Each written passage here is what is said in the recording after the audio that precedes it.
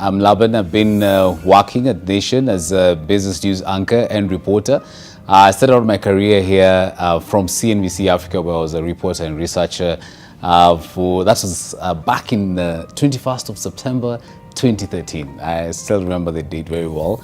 It's been an amazing experience, just being in studio, of course, as a news anchor, trying to really be at the forefront to tell the story of business in Kenya. There's a lot of vibrancy happening in Kenya and the larger East Africa, so a lot of economic activity, a lot of interest from investors who want to set up shop here.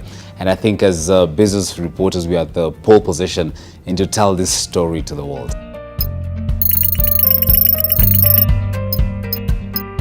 The start of my career was a bit turbulent, of course, just trying to settle into the whole bit of news anchoring, learning a bit of camera work. So traditionally, I'm not really a trained journalist from my undergraduate, so I had to do a lot of learnings on the job, especially in news presenting.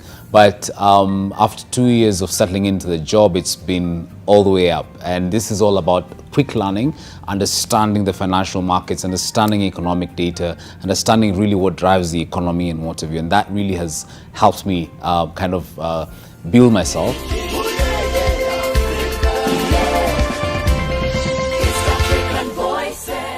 And I think the highlight for me, especially at the beginning, was the launch of the East African Voices, which was a regional documentary show. Hello and welcome to East African Voices. I'm your host, Laban. Today we begin our show right here in Bujumbura, Burundi, where we look at covering Kenya, Uganda, Tanzania, Rwanda, and Burundi.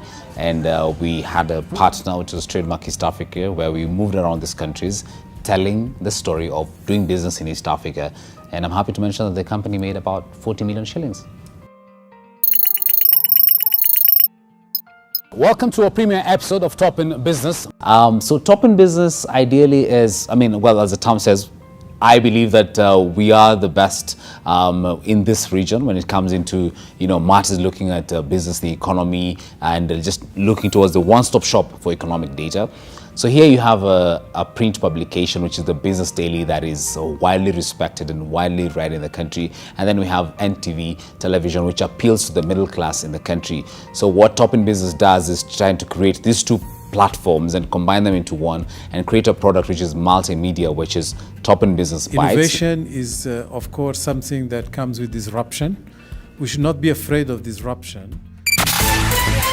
Hello there, greetings. Welcome to a Top in Business podcast, the first one for the year 2018. My name is Laban. Then you talk about the Top in Business podcast. The highlights for today's podcast, of course, just a general overview on the 2017 market performance, looking at the KQ Direct flights to the United States, which is a 7-minute audio, which just kind of talks about, what are some of the news making headlines in the business world. And then we have Top in Business Live, which is, I would say, it's more like a revenue generating product, which is talk to clients if they have a function and they like to do it. It's something that we'll actually leverage on. So Top in Business Live, we charge clients about $10,000, and they would come to us for a live production.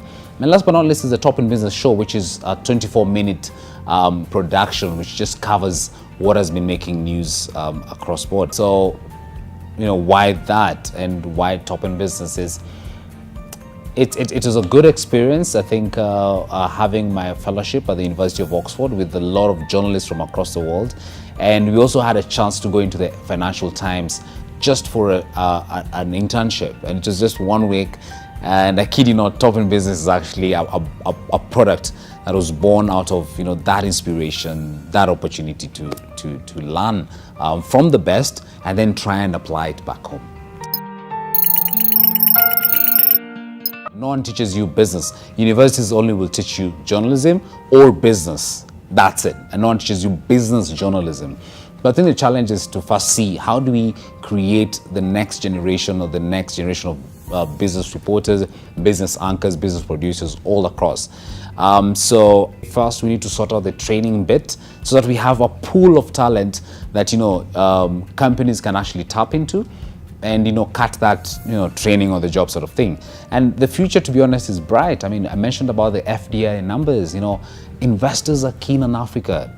people want to really ask, what is the economic data? How do we get information about Africa? How do we invest in Africa? So there's an interest from investors, the diaspora, who are actually willing to bring their money back home, but they don't have a source of information. They don't have a source of where they can actually get, a reliable data from. And I think business journalists are in pole position.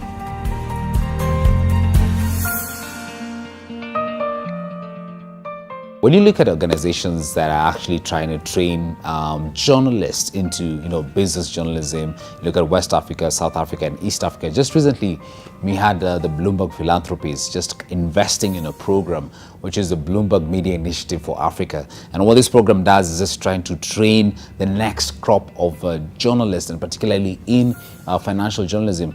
It's very hard to break down economic data and to tell stories out of it from a layman perspective.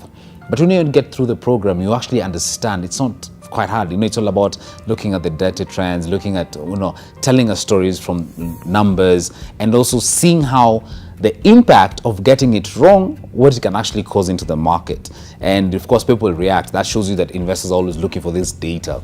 So the Bloomberg program was actually very, very inspiring. I went through the program for 6 months.